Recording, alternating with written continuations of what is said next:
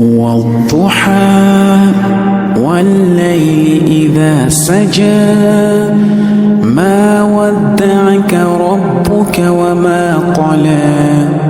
وللآخرة خير لك من الأولى ولسوف يعطيك ربك فترضى ألم يجدك يتيما فآوى ووجدك ضالا فهدى ووجدك عائلا فأغنى فأما اليتيم فلا تقهر